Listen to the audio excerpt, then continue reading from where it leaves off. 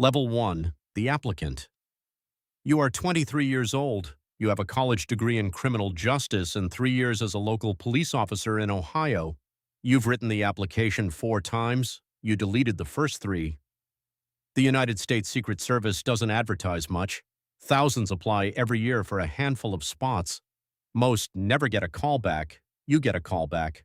The process takes 18 months. Background investigation, polygraph, medical exam, psychological evaluation, physical fitness test. They go back 10 years in your history. They talk to your neighbors, your ex-girlfriend, your college roommate, your high school coach. They find the parking ticket you forgot about. They find everything. That is the point. They are not looking for perfection. They are looking for honesty. You pass the polygraph on the second attempt. The first time you were too nervous. They tell you that's normal. They don't tell you your results. Nobody tells you anything in this process. You just keep showing up when they ask. The acceptance letter arrives by email. 3 sentences. Report to Glencoe, Georgia on this date. Bring these documents. That's it. No congratulations. No ceremony. You read it 4 times to make sure it's real. Then you call your mother. She doesn't fully understand what it means. Neither do you yet. You will. Level 2, the trainee. You arrive at the Federal Law Enforcement Training Center in Glencoe, Georgia with a single bag and a set of instructions. The facility is 1,600 acres. It has its own zip code, 18 firearms ranges, a mock courtroom, a fake city street for tactical exercises. It trains agents from nearly 90 federal agencies. You are here for 11 weeks of the Criminal Investigator Training Program. The agents in your class come from the IRS, the ATF, Homeland Security. You are the only Secret Service candidate in the room. You study federal law, arrest authority, rules of evidence. You shoot thousands of rounds. Your groupings improve every week. You learn defensive tactics, how to write a federal report that will hold up in court. You learn that bad paperwork can free a man who should be in prison. You take that seriously. You graduate Glencoe and drive north. The James J. Rowley Training Center sits on 493 acres in Prince George's County, Maryland, 20 minutes outside Washington. This is the Secret Service's house. Nobody else trains here. There are mock embassies, a raid house, a shoot house built to replicate close-quarters protection scenarios. There is a 250,000-gallon indoor pool for water survival training. There are replicas of Air Force One and Marine One parked on the grounds. The first time you see them, you stop walking for a second. You spend 18 weeks here, the Special Agent Training Course. 769 hours of instruction. You learn to detect counterfeit currency by feel and by sight. You learn financial fraud, access device crimes, the architecture of money laundering operations. You learn protective advances, how to sweep a building before a protectee arrives, how to identify choke points, sight lines, exit routes. You learn emergency medicine at a level most paramedics would respect. You learn the protective formation, how to move with a protectee through a crowd, how to position your body between the principal and a threat, how to take a bullet if it comes to that. Nobody says those last words out loud. Nobody needs to. You graduate on a Friday. They hand you your credentials and your badge. The badge is gold. It is heavier than you expected. You turn it over in your hand once, then put it in your jacket. Your class takes a photograph together. 24 people who just became special agents of the United States Secret Service. You look at the photograph later that night in your hotel room. You look young. You are young. That is about to become very apparent. Level 3, the Junior Field Agent. Your first assignment is the Chicago field office. You expected Washington. You expected a protective detail. You expected something that looked like the movies. Instead, you are in a beige office building off Michigan Avenue, sitting across a metal desk from a counterfeiting case that has been open for 8 months. Welcome to Phase 1. Every new agent begins in a field office. That is the rule. The Secret Service has 2 missions, protection and investigation. The public sees the protection. The investigation work is quieter. Counterfeiting, bank fraud, identity theft, cybercrime, crimes against the financial infrastructure of the United States. Your caseload is 12 files deep on the first week. It is 20 by the second. You work a counterfeiting ring operating out of a print shop in Cicero. The bills are good. better than good. They are using a commercial offset press and bleaching genuine low-denomination notes to reprint higher denominations. The paper is real. The ink is close. You spend 4 months building the case. Surveillance, informants, subpoenas, financial records. You sit in a rental car outside the print shop for 16 hours on a Tuesday in January. The heat in the car breaks at hour 3. You eat a gas station sandwich and don't complain about it because there is nobody to complain to. You arrest 3 men on a Wednesday morning. The warrants are clean. The evidence is solid. The case goes to the U.S. Attorney's Office and all 3 are convicted. You never appear in any news report. The convictions are announced in a 2-paragraph federal press release. Your name is not in it. You work 2 more counterfeiting cases and a bank fraud operation involving a mortgage company and $4.2 million in false loan applications. You learn the financial system the way a mechanic learns an engine, by taking it apart and finding what's broken. You are not thinking about the White House. The White House is far away. You are thinking about case files and court dates and whether the informant you've been cultivating is telling you the truth. He is not. You find that out in the 5th month. You adjust. The case closes anyway. You are learning what the job actually is. It is not glamorous. It is patient. It is methodical. It is a trade, and you are still an apprentice. Level 4, the protective detail agent. 3 years in the field and your name comes up for a protective assignment. They rotate agents through protection. It is how the system works. You pack your apartment in Chicago into a storage unit and report to Washington. Your first protective assignment is not the president. That is not how it works. The president's detail, the presidential protective detail, is filled by agents with more years and more trust than you have built yet. Your first assignment is a former president's detail. You will not name him. That is not how agents talk. You call it the detail and you call your protectee the principal and you leave it at that. The former president lives in the South. He plays golf most mornings. You stand in the heat on the 14th fairway for 4 hours at a time, watching the tree line, scanning the other players, checking your radio, watching the tree line again. Nothing happens. Nothing is supposed to happen. Your job is to ensure that nothing happens. And when nothing happens, you have done your job perfectly and there is no way to prove it. You rotate shifts. 2 weeks of days, 2 weeks of nights, 2 weeks of evenings, 2 weeks of training, then it starts again. Your body does not know what time it is. You stop asking it. You travel when the principal travels. You advance locations before he arrives. You fly ahead, walk the hotel floor, identify the rooms on either side of his, check the stairwells, establish the command post, brief the local police. You do this for hotels in Scottsdale and Palm Beach and Edinburgh and Tokyo. You eat whatever is available at 1 a.m. in a foreign city after the principal is secure for the night. Your wife calls on a Wednesday. You are in a stairwell in a hotel in Geneva. The call lasts 4 minutes before your radio crackles and you have to go. You call her back 3 hours later. She doesn't answer. You leave a voicemail. The time zones have made your marriage into a relay race where you are both always handing off a baton the other one isn't quite ready to catch. You rotate back to a field office after your Phase 2 assignment. 6 years in protection. Your knees are fine. Your back is starting. You missed 2 Thanksgivings, 1 Christmas, and your daughter's first steps. She took them while you were standing in a motorcade staging area in a parking garage in Dallas.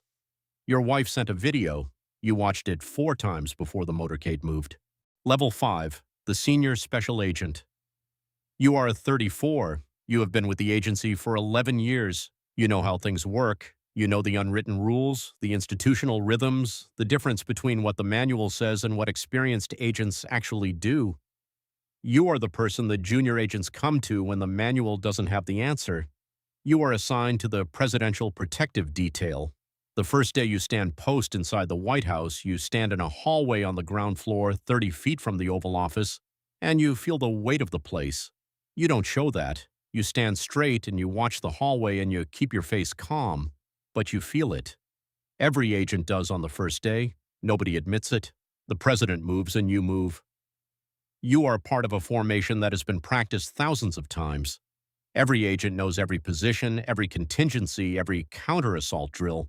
You have rehearsed what you would do if a shot is fired from the left side of a motorcade.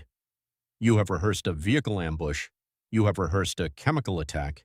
You have rehearsed scenarios that would keep most people awake at night. They don't keep you awake. You have rehearsed them so many times, they feel like muscle memory. The fear has been replaced by procedure. Procedure is the point. The president jogs in the morning when the schedule allows. You run with him. He is a fast jogger. You keep up without appearing to keep up. That is also a skill. You are always moving without looking like you are working. You are always watching without looking like you are watching. The invisibility is deliberate. A nervous agent makes a nervous principal. You are not nervous. You are focused. There is a difference. One afternoon on the south lawn, a man climbs the fence. You are 20 yards away. You are moving before the alarm sounds. Your training takes over before your brain can narrate what's happening. The man is on the ground and in custody in 11 seconds. You write the report that evening. 2 pages, factual, no drama. It is 1 paragraph in a briefing the next morning, and then it is filed and forgotten. The news doesn't cover it. There is nothing to cover. The system worked. That is the whole idea. You go home that night and your daughter asks you how your day was. You tell her it was fine. You mean it. Level 6, the supervisory agent. You are 40. You are done standing post. You are a supervisory special agent. 8 agents report to you. You are responsible for their performance, their training, and their mistakes. Managing is harder than protecting was. You knew how to protect a principal. You had trained for it 10,000 hours. Managing people is something you learn by doing it and sometimes getting it wrong. One of your agents is burning out. You can see it. The flat affect, the small mistakes, the way he goes quiet after shifts. You sit with him in the break room and don't ask if he's okay. You ask what's been hardest lately. He talks for 40 minutes. You listen. You arrange a rotation off the detail. He comes back better. You travel to 22 countries in 18 months. Advance work for presidential trips. You land 4 days before the president does. You walk the routes. You sit with foreign intelligence officers who are courteous and not entirely forthcoming, and you do the same for them, and somehow you build enough trust to keep both principals alive in the same room for 2 hours. In Nairobi, the threat intelligence changes 36 hours before the president's arrival. The motorcade route you spent 3 days building has to be rebuilt in a night. You don't sleep. The new route is ready when the plane lands. He never knows. Your job is to make sure there is nothing to tell. Level 7, the special agent in charge. You are 46. You command a division. Special agent in charge, SAIC, one of the rarest designations in federal law enforcement. Fewer than 1% of Secret Service personnel hold it. You are responsible for an entire protective program, or a major field office, or a specialized division within the agency. The scope is different now. You are not managing a shift. You are managing a mission. You brief the director. You brief the National Security Council staff. You sit in rooms where the conversations are classified and the decisions made have consequences that play out months later on the other side of the world. You have learned to speak the language of those rooms. Precise, economical, no wasted words. You present options. You explain risk. You make recommendations. The decisions are not always yours to make, but the planning is, and the planning is everything. The July 4th celebration on the National Mall involves 200,000 people, 17 different law enforcement agencies, 4 foreign heads of state, and 1 president. You run the security architecture for all of it, 14 months of planning compressed into a single evening. 48 hours before the event, a credible threat comes in through the intelligence channel. A foreign national with a documented history of weapons acquisition has been identified in the D.C. area. The FBI is running the lead. You coordinate with them 6 times in 2 days. The man is located and detained the morning of the event. He had nothing, or he had something and abandoned it. You will never know for certain. The event happens. Nothing goes wrong. 200,000 people go home. Nobody writes a story about what didn't happen. Nobody ever does. You have made peace with that. It took years. Now it just feels like the nature of the work. Your marriage did not survive the SAIC years. It did not end badly. It just ended. Two people who had been moving in different directions for a long time finally stopped pretending the gap was temporary. The papers were signed on a Thursday. You were in Washington. She was in Virginia. You went back to work on Friday. There was no other option. The job does not pause for your life. Eventually, your life starts to arrange itself around the job instead of the other way around. Most agents figure that out too late. Level 8, the deputy director. You are 52. The building is different from this floor. You have a corner office in the headquarters on 8th Street in Washington. There is a view of the city. You have an assistant who manages your calendar. You have a security detail of your own now, which you find quietly absurd. You spent 30 years protecting other people. The idea of someone standing post outside your door takes getting used to. You oversee the entire operational side of the agency. Investigations division, protective operations, training, technology, the field offices across the country and abroad. You sign off on budgets. You testify before Senate subcommittees. You respond to oversight inquiries and inspector general reports and congressmen who have strong opinions about agencies they have never worked inside. You do it professionally. You answer every question. You give them what you can, and you explain clearly what you cannot give them and why. Most of them accept this. Some don't. You don't spend much energy on the ones who don't. There is a security breach at a protective event. An unauthorized vehicle enters the motorcade perimeter through a checkpoint that should have caught it. No one is hurt. The vehicle turns out to be a confused rideshare driver, but the gap in protocol is real. You order a full review. The after-action report is 90 pages. You read every one. You implement 12 procedural changes. The 90 pages don't appear anywhere public. The 12 changes are already in place before Congress asks any questions. Fix the problem first. Explain it later. You have been doing this long enough to know which things those are. Level 9, the director. You are 56. The president nominated you and the Senate confirmed you. Your name appeared on the front page of the Washington Post for 2 days. Then the news cycle moved on. That is fine with you. You lead an agency of 7,000 people. You brief the president in the Oval Office. You sit in the Situation Room. You are the person ultimately accountable when something goes wrong. There have been failures in the agency's history. There will be again. You are not cynical about this. You are clear-eyed. Human systems have human failures.